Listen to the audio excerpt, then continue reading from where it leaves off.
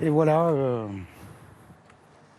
l'état du ralentisseur, les traces de gras, c'est là qu'a eu lieu l'accident.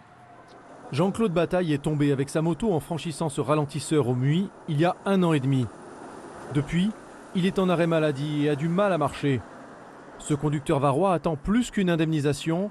Il a saisi la justice pour obtenir des condamnations pénales. C'est tout simplement pour réveiller les élus, les responsables de voirie, qu'ils soient départementaux, municipaux ou même nationaux, qu'il y ait un réveil réel. Ils doivent prendre conscience qu'ils ont une responsabilité de sécurité sur leur territoire.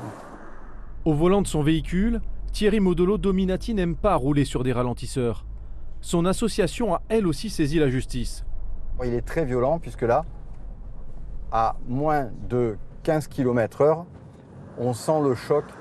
Ce Varois lutte contre les ralentisseurs illégaux comme celui-ci, à Solliès-Pont. Il fait plus de 4 mètres de long et plus de 10 cm de haut, puisqu'une margelle ici fait 15 cm. Et on le voit très bien puisque les impacts dans l'enrobé sont là pour prouver qu'il y a un choc violent des véhicules. Les automobilistes qui les empruntent ont tous le même problème, la hauteur. Ils sont trop hauts et mal situés. Pour moi, ils sont un peu trop importants. Parce que des fois, la voiture le saute et ceux qui ont des voitures un peu basses, ils cassent tout. Ils sont un peu hauts, je pense. Mais après, ils sont là, ils sont bien, il en faut. En mai dernier, victoire de l'association. Après 6 ans de procédure, la justice reconnaît l'illégalité de certaines structures et permet leur démolition, comme entre ces virages où le ralentisseur n'existe plus. Reste le problème du gaspillage d'argent public. Construire un ralentisseur, c'est environ 35 000 € en moyenne pour un gros ralentisseur. Ça peut aller jusqu'à 100 000 €. Pour les coussins berlinois, c'est à peu près 6 à 9 000 €. Et pour les démolir, ça coûte quasiment aussi cher, puisqu'il faut raboter et refaire la surface de la route. Thierry Modolo Dominati l'assure, ce sont les entreprises qui paieront la facture de la destruction. Devant cette école de Solliès-Pont, un autre ralentisseur a été démoli. Les familles sont partagées entre le confort des automobilistes et la sécurité de leurs enfants. Disons que je pense que devant les écoles, moins il y a de risques et mieux c'est, surtout pour les enfants.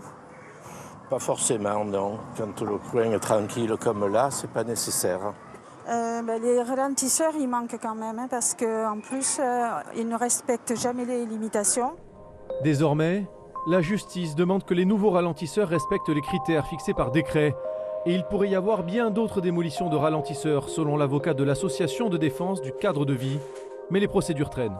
Je pense qu'il y a une crainte quand même des juges administratifs, un peu d'ouvrir la boîte de Pandore, parce qu'effectivement, ça ouvre la voie à de nombreux contentieux, parce qu'il faut savoir on ne connaît pas exactement le chiffre, mais on pense qu'entre 80 voire 90% des ralentisseurs sont illégaux. Donc la crainte du juge administratif, c'est de permettre à tout un chacun d'obtenir la démolition du ralentisseur.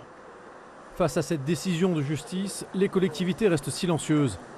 Nous avons contacté la communauté de communes de la vallée du Gapot qui n'a pas souhaité s'exprimer.